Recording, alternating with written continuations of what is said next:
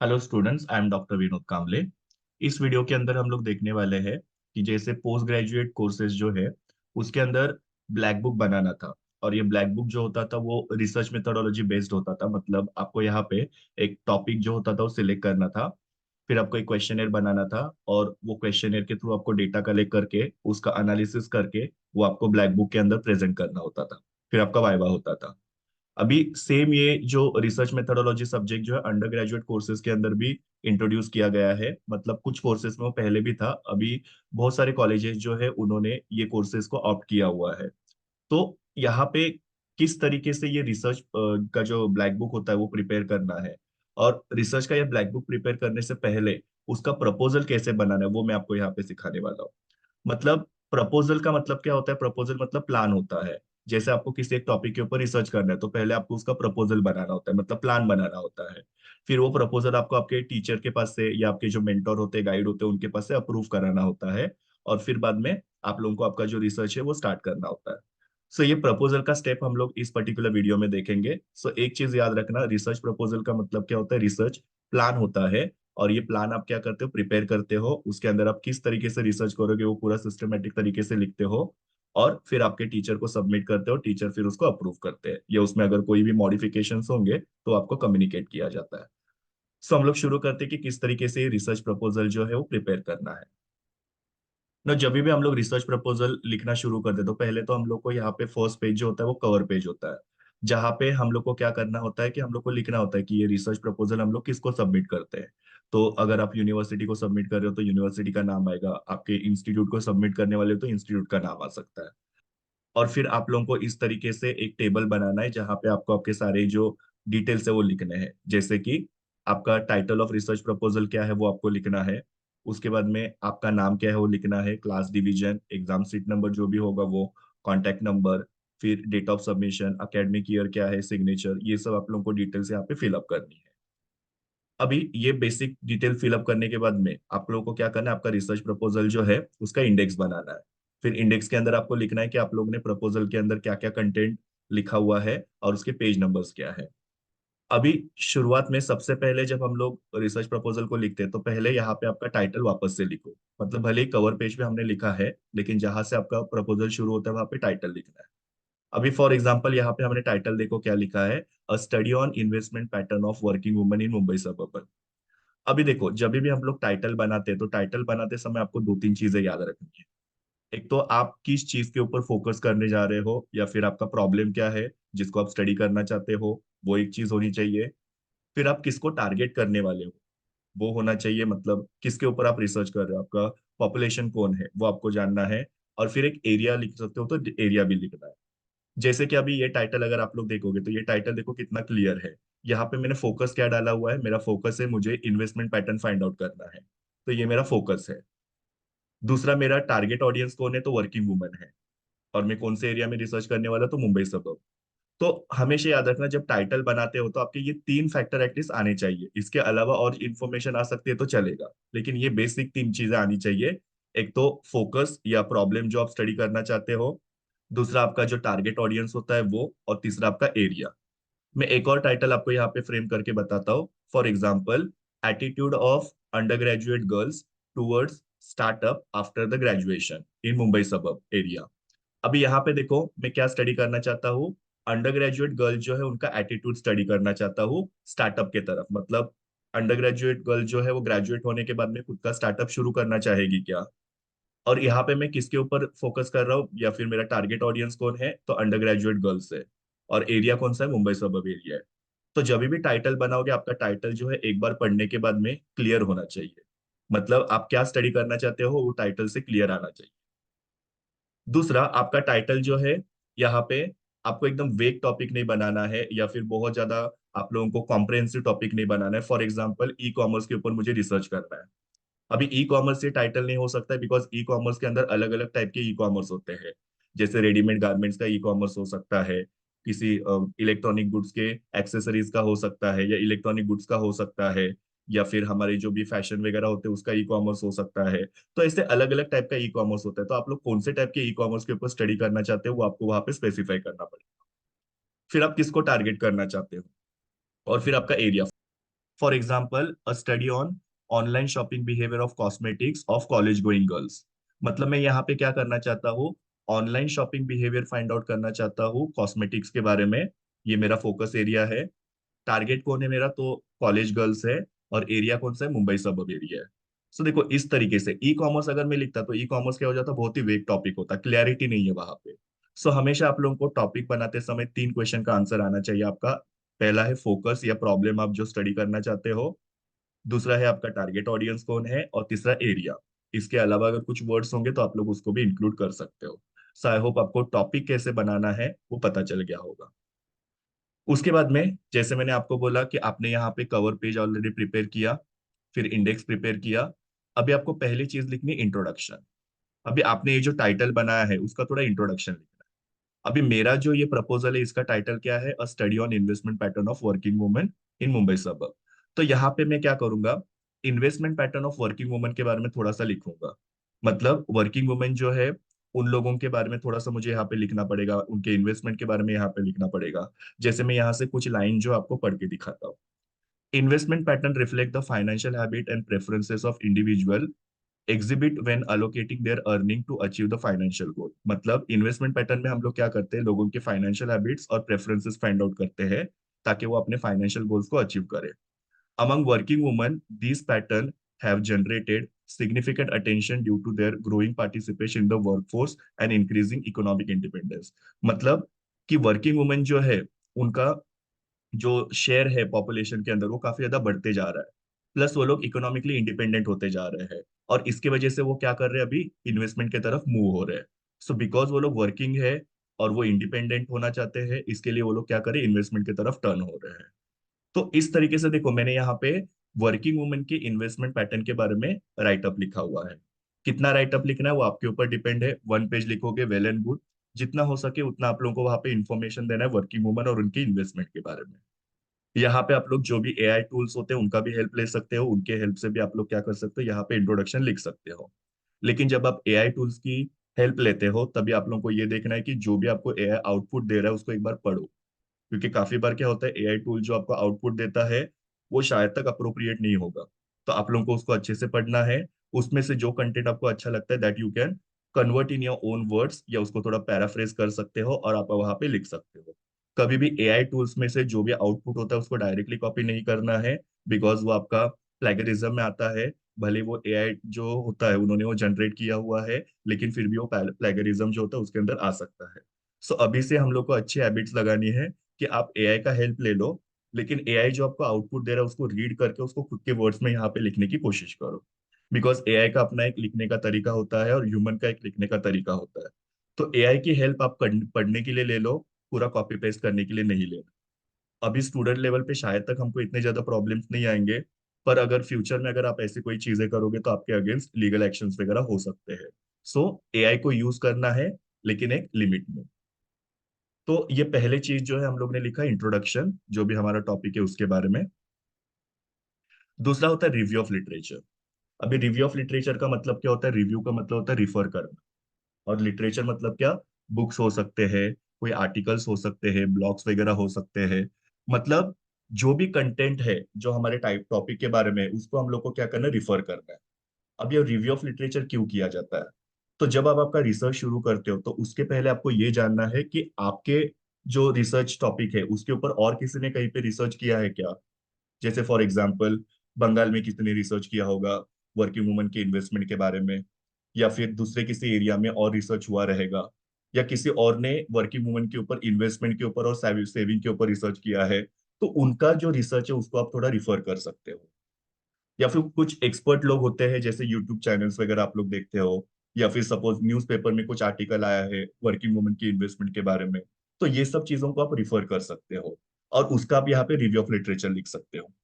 Basically review of literature क्या होता है कि दूसरों का स्टडी क्या हुआ है उसको आप रिफर करते हो और उसको यहाँ पे आप लिखते हो। रिव्यू ऑफ लिटरेचर से आपको पता चलता है कि किस तरीके से आप आपका रिसर्च कर सकते हो। यहाँ पे रिव्यू ऑफ लिटरेचर समझने के लिए मैं आपको एक एग्जांपल देता हूँ। जैसे आपको पता है कि स्कूल में जब ड्राइंग के लेक्चर्स होते थे तो टीचर हमको बोलते थे कि आपको क्या करना है, नेचर का एक फोटो बनाना है। तो आप क्या करते थे, कोई भी बुक में से या न्यूज़पेपर में से कोई भी एक फोटो उठाते थे, और उसको देख देख के आप आपका फोटो बना देते हैं। यही रिव्यू ऑफ लिटरेचर है। मतलब दूसरों ने जो फोटो बनाया था, दूसरे की जो इमेज है, उसको देख के आप क्या करते थे, खुद का इमेज बनाते थे।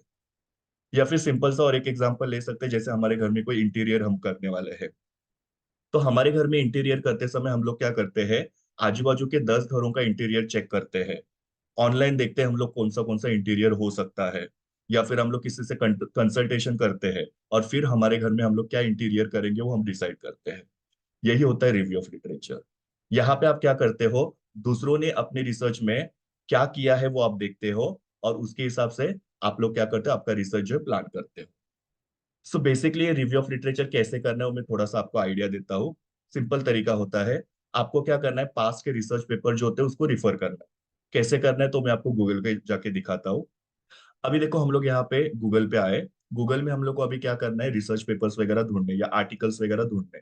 तो आप लोग कैसे ढूंढ सकते हो, research paper on investment pattern of working women.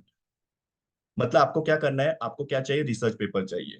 तो आपने यहाँ पे रिसर्च पेपर करके लिखा। किसके ऊपर चाहिए, तो investment pattern of working woman.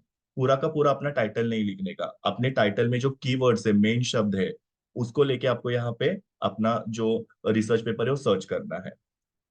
एक बार आपने ये किया, सपोज आपने दो चार रिसर्च पेपर्स को यहाँ पे ढूंढ लिया, उसके बाद में आप लोग न्यूज़पेपर आर्टिकल्स ढूंढ सकते हो, बुक्स वगैरह देख सकते हो, ब्लॉग्स वगैरह देख सकते हो। ऐसे अलग अलग जगह से आप लोगों को क्या करना है, कंटेंट जो होता है उसको थोड़ा रिफर करना है। तो अभी मैं यहाँ पे क्या करता हूँ, एक रिसर्च पेपर का रिव्यू कैसे करते हो मैं आपको दिखाता हूँ। तो आपको सिंपली यहाँ पे मैंने क्या किया, मेरा टाइटल है investment pattern of working woman in Mumbai suburb, लेकिन मैंने यहाँ पे रिसर्च पेपर के ढूंढने के लिए क्या किया, research paper on investment pattern of working woman.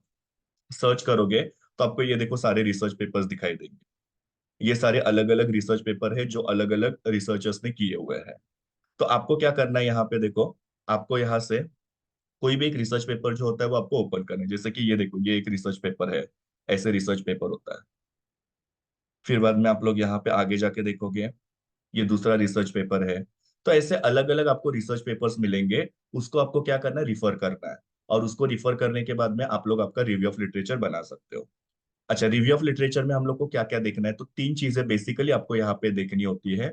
एक होता है कि उनका टाइटल क्या है, तो यहाँ पे हम लोग देख सकते हैं, ये जो रिसर्च है वो गायत्री बालकृष्ण और यशोदा जो उन्होंने किया हुआ है, और इनका टाइटल क्या था, अ study on investment pattern among employed women. तो ये रिसर्च इन्होंने किया था। और आप लोग यहाँ पे देख सकते हो कि ये रिसर्च जो है वो इन दोनों ने कब किया था। तो यहाँ पे आप लोगों को डेट्स वगैरह जो होते हैं वो दिए रहते हैं। जैसे 2019 में इन्होंने ये रिसर्च किया था। अभी इन्होंने इनके टाइटल के अंदर एरिया नहीं लिखा है, तो आपको देखना है कि ये रिसर्च कौन से एरिया में हुआ है। तो आप लोग ऐसा थोड़ा स्क्रॉल डाउन कर सकते हो, आपको कहीं ना कहीं पे ये रिसर्च कौन से एरिया में किया गया है वो आपको यहाँ पे मिल जाता है। जैसे कि अगर मैंने यहाँ पे थोड़ा स्क्रॉल डाउन किया तो यहाँ पे मैंने अगर देखा, तो मुझे, हाँ यहाँ पे देखो ये एरिया का नाम लिखा हुआ है, ईरोड डिस्ट्रिक्ट करके। सो ये ईरोड डिस्ट्रिक्ट में कहीं पे ये रिसर्च हुआ है। तो ऐसे आपको क्या करना है, रिसर्च पेपर जो है ढूंढ के निकालने हैं। ये रिसर्च पेपर में से आपको तीन चीजें यहाँ से ही लेनी है। क्या लेना है आपको, टाइटल, उसके बाद में आपको यहाँ से लेना है ऑब्जेक्टिव्स। यहाँ पे आप स्क्रॉल डाउन करोगे तो आपको यहाँ पे ऑब्जेक्टिव्स मिल जाएंगे। जैसे कि ये ऑब्जेक्टिव्स है। अभी यहाँ पे देखो चार ऑब्जेक्टिव्स है। तो आपके दिमाग में क्वेश्चन आएगा कि चारों के चारों ऑब्जेक्टिव लेने हैं। तो नहीं, यहाँ से आपको जो ऑब्जेक्टिव सही लगता है, जो आपके टॉपिक से रिलेटेड है, उसको आप पिकअप कर सकते हो। और फिर बाद में आपको क्या करना है, यहाँ से फाइंडिंग्स लेने हैं। ना फाइंडिंग्स कितने लेने हैं, तो जो ऑब्जेक्टिव आपने लिया है वो ऑब्जेक्टिव से रिलेटेड जो भी फाइंडिंग होगा वो आप पिकअप करोगे। जैसे कि अभी देखो यहाँ पे टाइटल क्या है, study on investment pattern among employed women.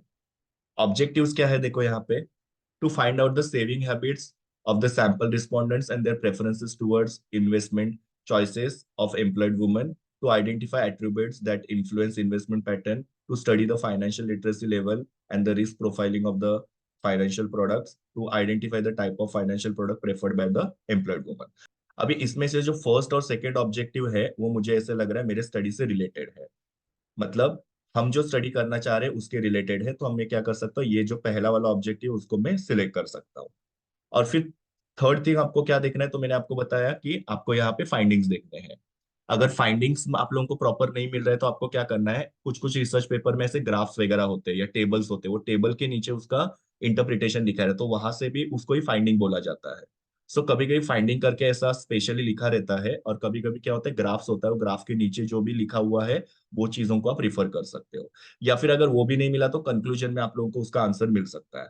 So finding को ढूंढने के लिए आपको तीन चीजें करनी पड़ सकती है। अगर फाइंडिंग डायरेक्टली दिया है तो वेल एंड गुड, नहीं दिया है तो हर एक जो टेबल होता है, ग्राफ होता है पेपर के अंदर, उसको आपको रिफर करना है या फिर कंक्लूजन को रिफर करना है, वो भी मैं आपको आगे बताता हूँ। अभी यहाँ पे आप लोग देख सकते हो ये सारे फाइंडिंग्स दिए, इसमें से पहला वाला मुझे मेरे स्टडी से मतलब जो है, जैसे मुझे फाइंड आउट करना है कि वर्किंग वुमेन जो है उनका इन्वेस्टमेंट कहाँ पे होता है, तो ये रिसर्चर का वो ऑब्जेक्टिव था। तो पहले इसमें सिर्फ बताया है कि उनका एज ग्रुप कितना था वगैरह, और उनका इनकम लेवल कितना है वो बताया, तो ये मेरे से रिलेटेड नहीं है। दूसरे में उनका क्वालिफिकेशन बताया हुआ है। फिर बाद में यहाँ पे उनके एज ग्रुप के बारे में बताया है, इनकम के बारे में बताया हुआ है, फिर वो कौन से सेक्टर में काम करते हैं वो बताया गया है। अभी यहाँ पे देखो उन्होंने इंपॉर्टेंट इन्फॉर्मेशन दी है कि the data reveals that majority of the respondents were holding the moderately risk portfolio followed by low risk portfolio.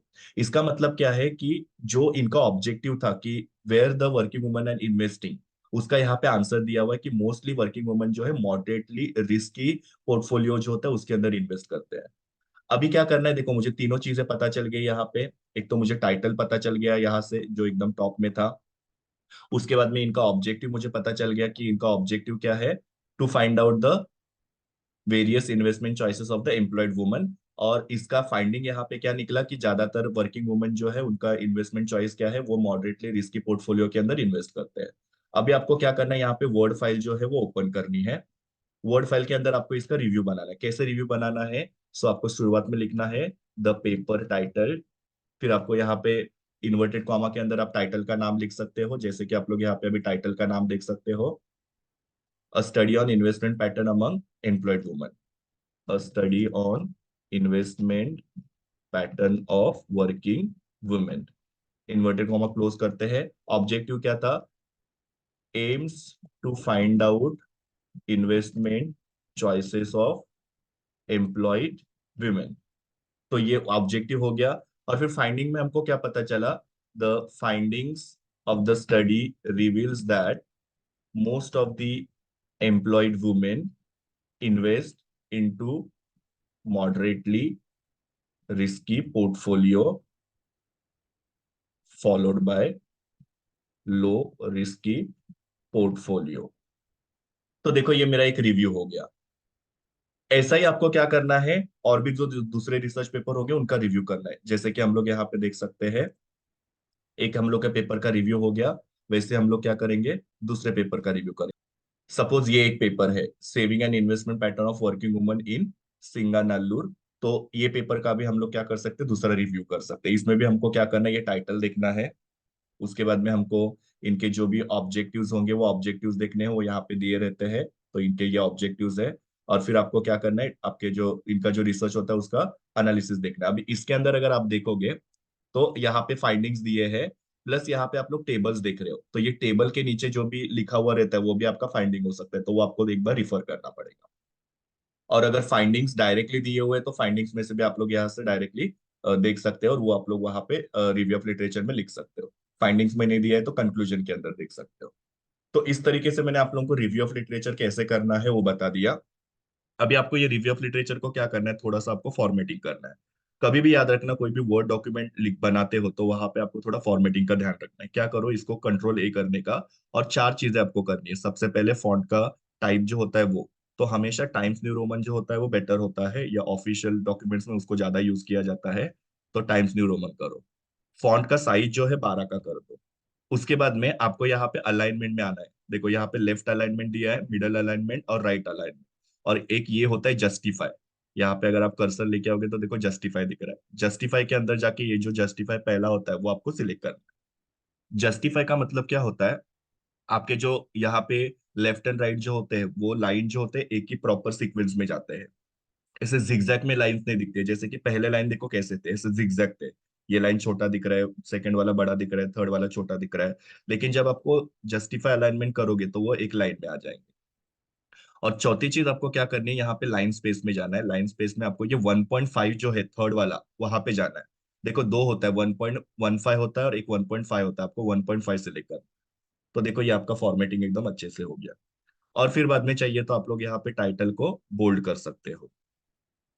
सबसे इंपॉर्टेंट चीज, जब आप किसी के रिसर्च पेपर को रिफर करते हो तो आपको वहां पे क्या करना होता है, साइटेशन लिखना होता है। Note is citation. साइटेशन का मतलब क्या होता है, ये जो रिसर्च है किसका है, तो उसका आपको सरनेम लिखना है और ईयर लिखना है।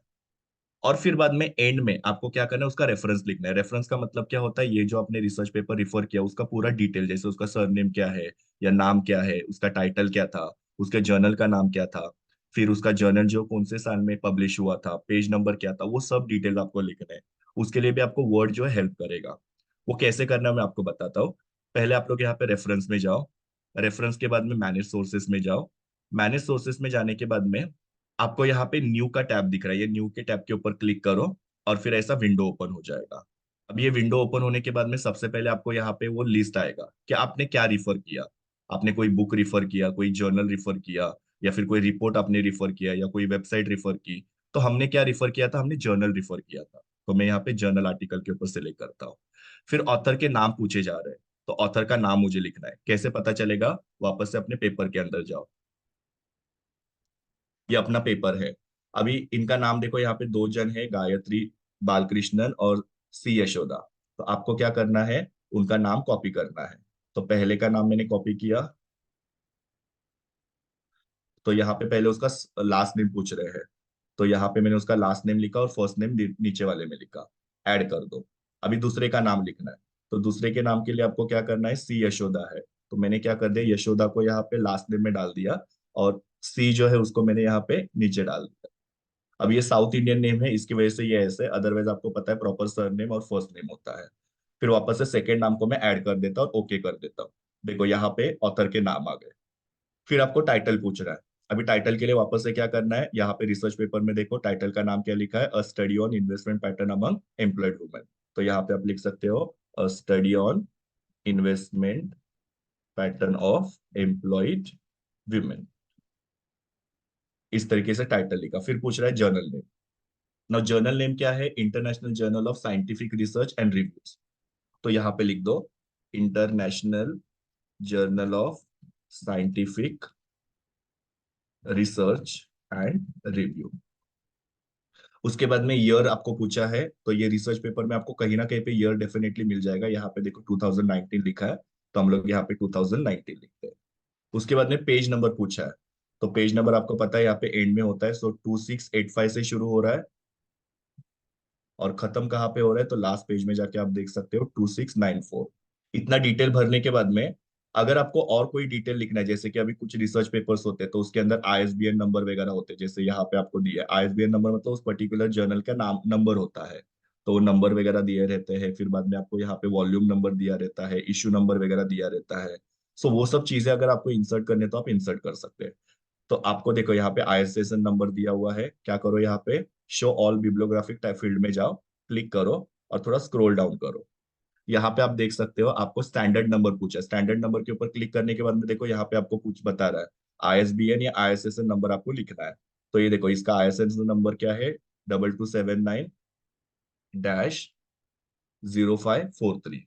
ये मैंने डाल दिया।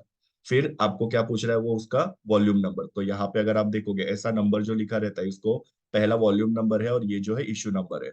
सो वॉल्यूम नंबर में मैंने 8 लिख दिया और इश्यू नंबर में 2 लिख दिया। तो ये सारी डिटेल्स हो गए। अभी इसको आप क्या करो, ओके कर दो। तो देखो आपने जितने भी मैंडेटरी इंफॉर्मेशन थी, स्टार का मतलब होता है मैंडेटरी, वो सब आपने लिखा। कहाँ से लिखा, पेपर में से लिखा। और फिर बाद में और आपने एडिशनल 3 इंफॉर्मेशन लिखा, स्टैंडर्ड नंबर, वॉल्यूम और इश्यू। अगर ये नहीं होगा तो आप स्किप करोगे तो भी चलेगा।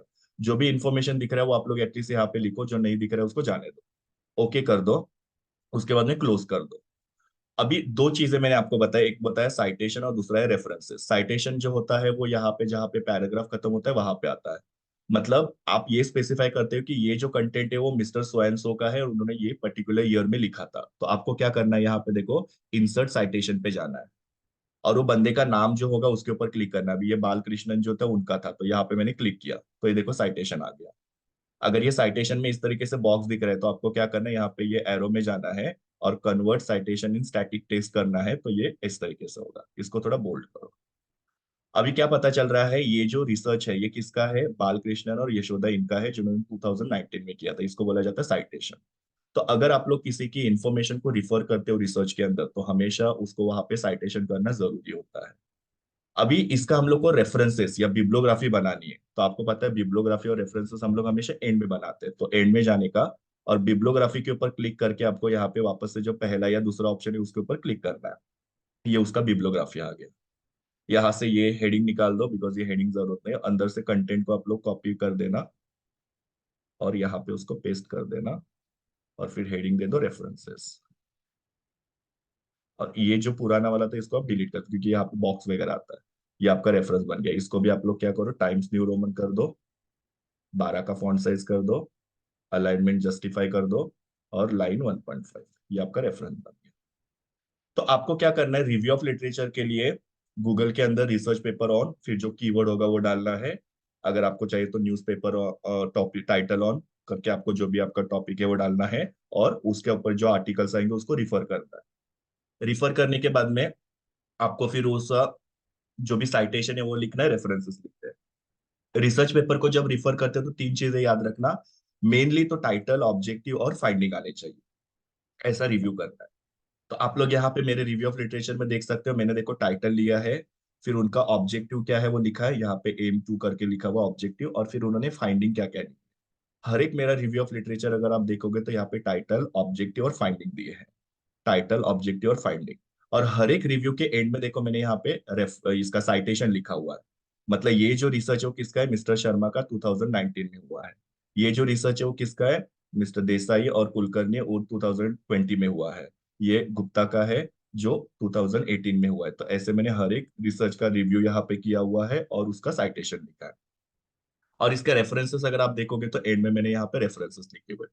ये शर्मा जो है उनका रेफरेंस है, ये देसाई और कुलकर्णी उनका रेफरेंस, गुप्ता उनका रेफरेंस है। तो ऐसे मैंने रेफरेंसेस लिखे हैं।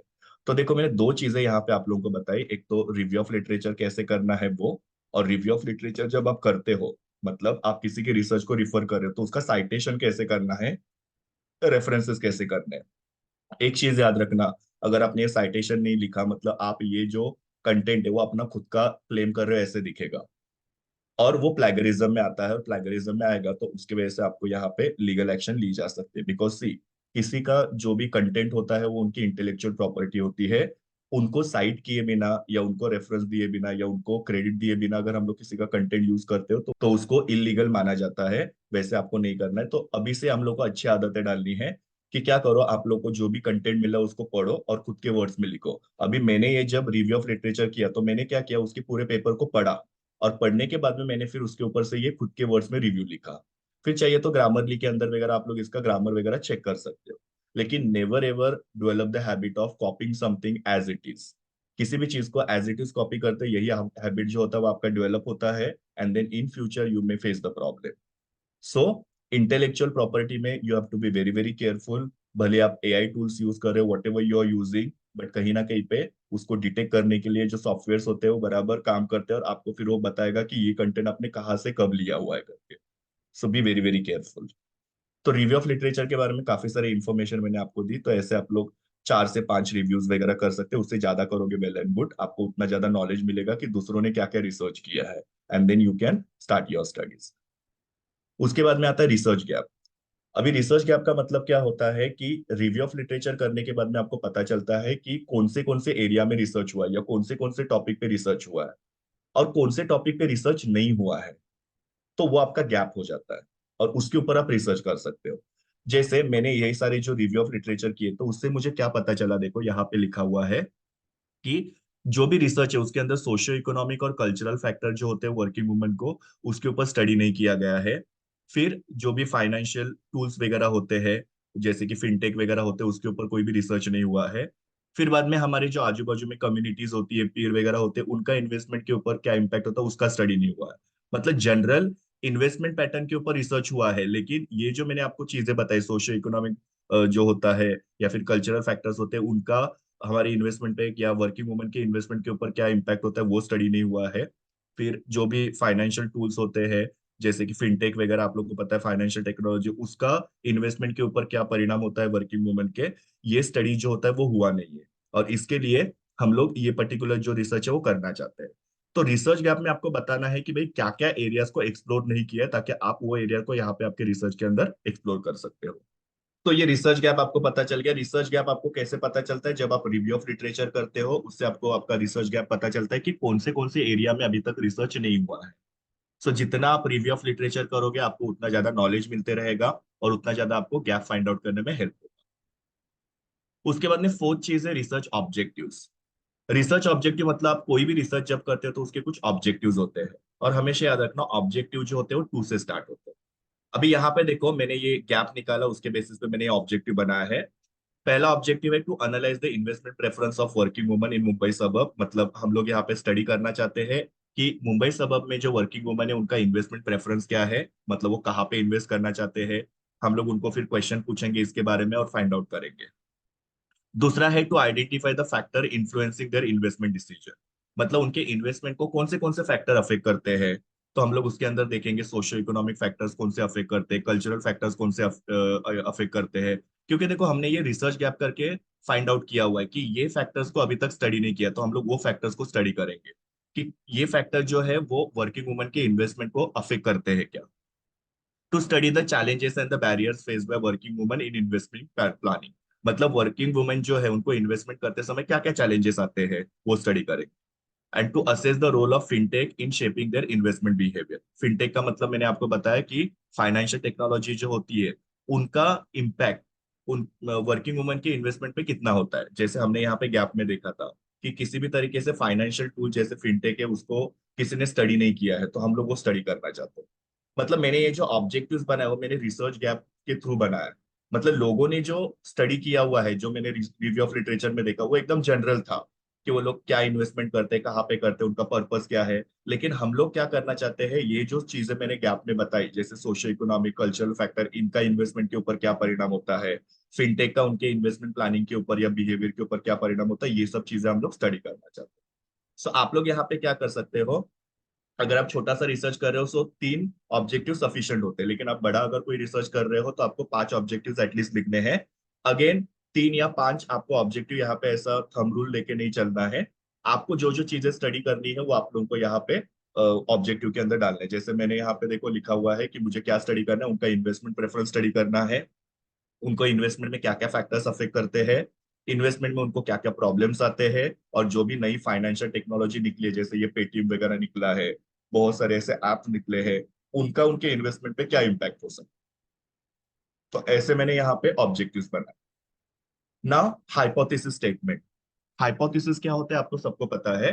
हाइपोथेसिस मतलब क्या होता है कि ये कुछ अजम्पशंस होते हैं, मतलब ये प्रिज्यूम किया जाता है कि ऐसा हो सकता है। सो आपको यहाँ पे हाइपोथेसिस बनाना है, नल हाइपोथेसिस और ऑल्टरनेटिव हाइपोथेसिस। ना मैंने यहाँ पे 2 हाइपोथेसिस बनाया है। पहला हाइपोथेसिस बोलता है there is no relation between income level and investment preference of working woman. मतलब यहाँ पे हम लोग क्या बोल रहे हैं कि इनकम का वर्किंग वुमन के इन्वेस्टमेंट के ऊपर कोई परिणाम नहीं होता है। अभी आप बोलोगे ऐसे कैसे सर, इनकम का तो परिणाम होता है। See this is just N assumption.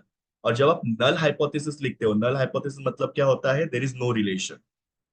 Null hypothesis को फिर बाद में आप टेस्ट करके देखते हो कि वो हाइपोथेसिस करेक्ट है या फिर इनकरेक्ट है। सो अभी आपको नल हाइपोथेसिस लिखते समय हमेशा याद रखना, ऐसे लिखना है देयर इज नो रिलेशन और देयर इज नो डिफरेंस।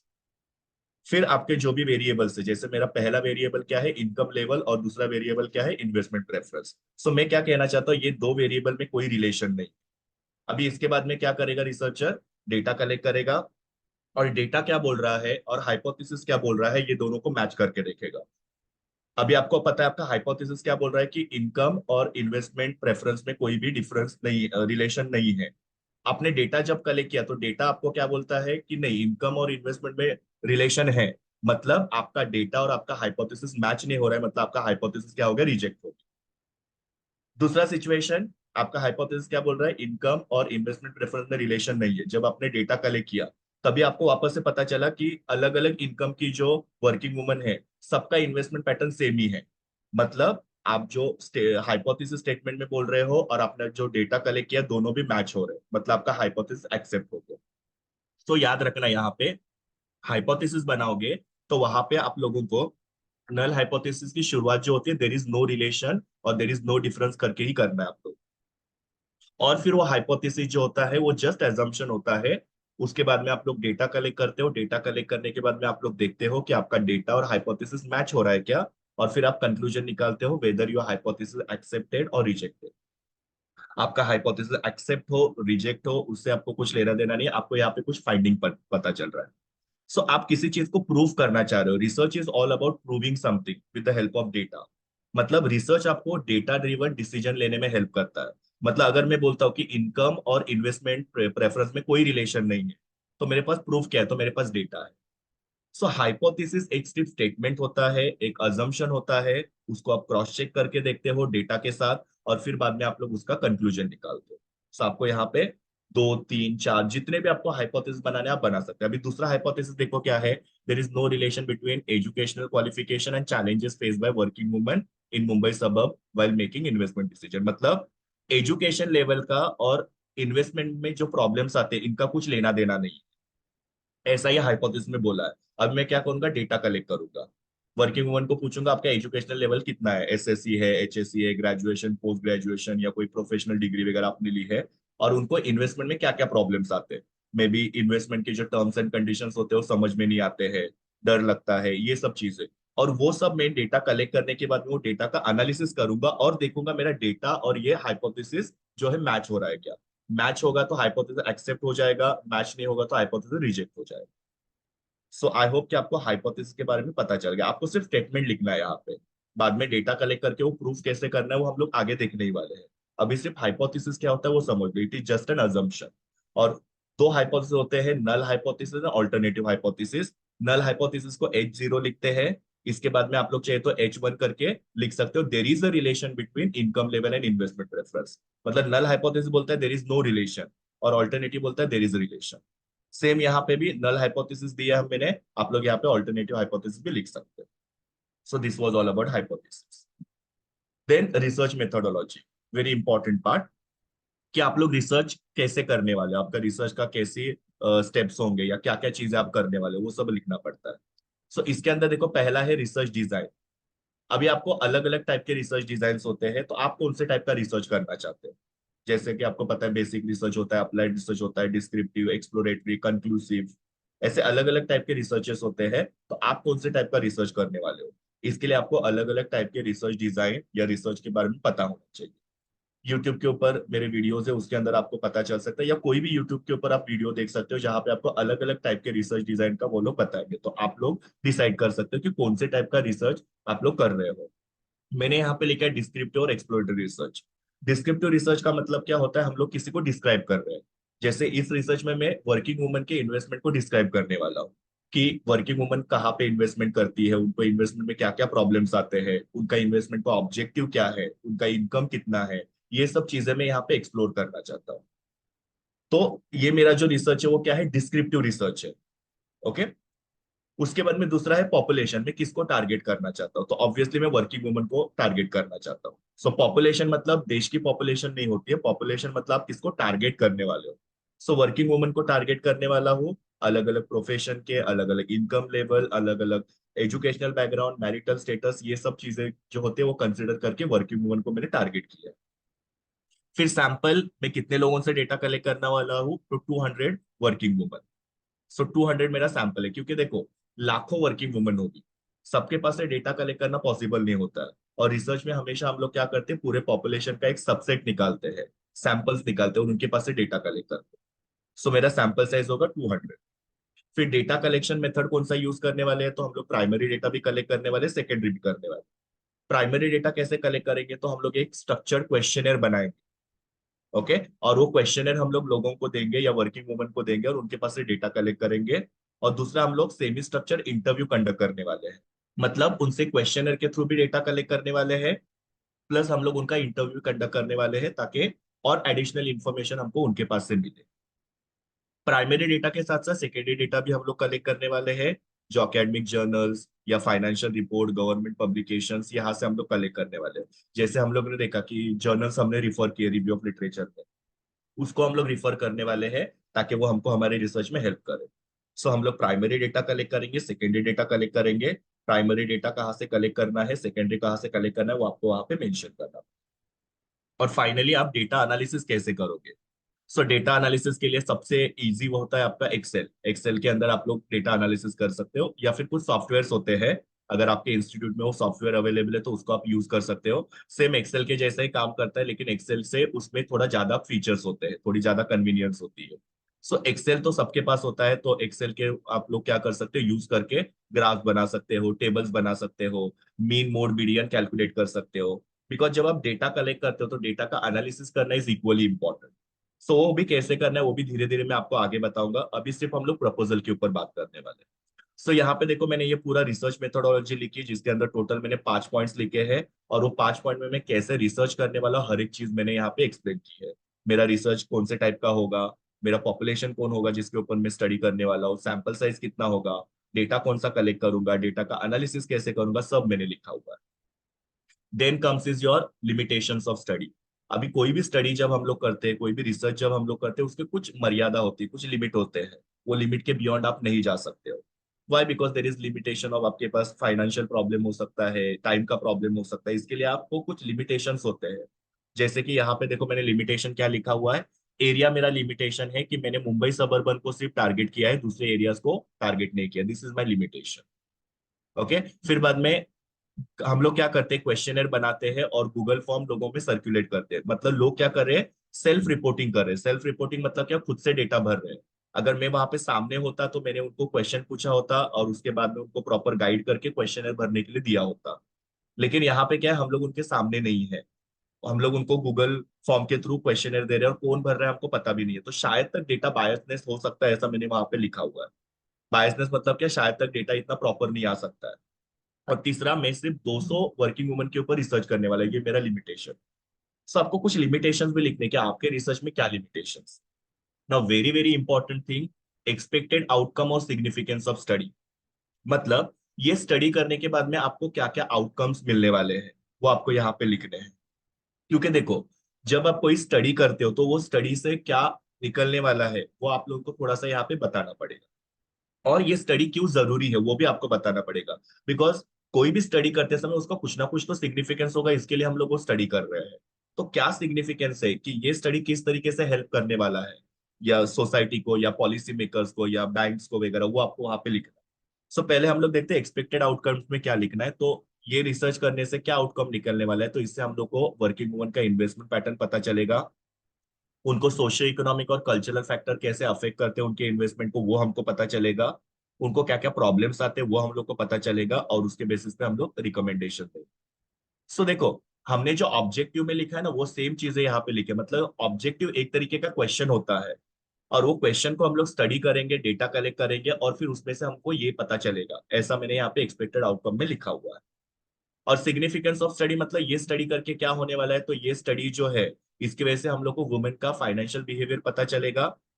इसके वजह से जो फाइनेंशियल इंस्टीट्यूशंस है, बैंक्स है, वो अपने इन्वेस्टमेंट के प्रोडक्ट्स बना पाएंगे और वर्किंग वुमन को टारगेट कर पाएंगे वो इन्वेस्टमेंट को बेचने के लिए। क्योंकि देखो, अगर आपको वर्किंग वुमन का इन्वेस्टमेंट पैटर्न पता चल गया, उसके हिसाब से बैंक्स वगैरह क्या करेंगे, अपना इन्वेस्टमेंट प्रोडक्ट जो होते हैं उसको डिजाइन करेंगे। मतलब उनका बिहेवियर कैसा है उस हिसाब से वो लोग प्रोडक्ट को डिजाइन करते हैं। सो ये स्टडी जो है, ये काफी ज्यादा इंपॉर्टेंट होने वाली है, किसके लिए, तो जो फाइनेंशियल इंस्टीट्यूशन है, जो इन्वेस्टमेंट प्रोडक्ट्स बनाते हैं उनके लिए। जैसे कि एक बिजनेसमैन है, बिजनेसमैन प्रोडक्ट कैसे बनाते हैं, कस्टमर को जैसे अच्छा लगता है वैसे, उसी तरीके से ये जो पर्टिकुलर स्टडी है, ये कैसे हेल्प करने वाला है बैंक्स को या फाइनेंशियल इंस्टीट्यूशन को। तो ये स्टडी की वजह से वर्किंग वुमन के जो बिहेवियर है वो पता चलेगा कि कैसे वो इन्वेस्टमेंट करते हैं, और वो इन्वेस्टमेंट बिहेवियर को जान के बैंक और फाइनेंशियल इंस्टीट्यूशन अपनी इन्वेस्टमेंट की स्ट्रेटेजी बनाएंगे, और उससे उनका बिजनेस जो है फ्लरिश होने में हेल्प हो जाएगा। तो इस तरीके से सिग्निफिकेंस लिखना, और लास्ट में आपको लिखना है रेफरेंस, जो मैंने आपको ऑलरेडी बताया कि आप लोगों ने जिसको जिसको रिफर किया है उसका आप लोगों को पूरा बिब्लियोग्राफी यहाँ पे लिखना है। तो इस तरीके से आप लोगों को आपका ये जो रिसर्च प्रपोजल है वो प्रिपेयर करना है। मैंने आपको बताया कि प्रपोजल के अंदर टोटल 10 कंटेंट आपको लिखना है। इसके अलावा अगर आपके टीचर्स आपको कुछ रिकमेंड कर रहे हो तो आप वो भी लिख सकते हो।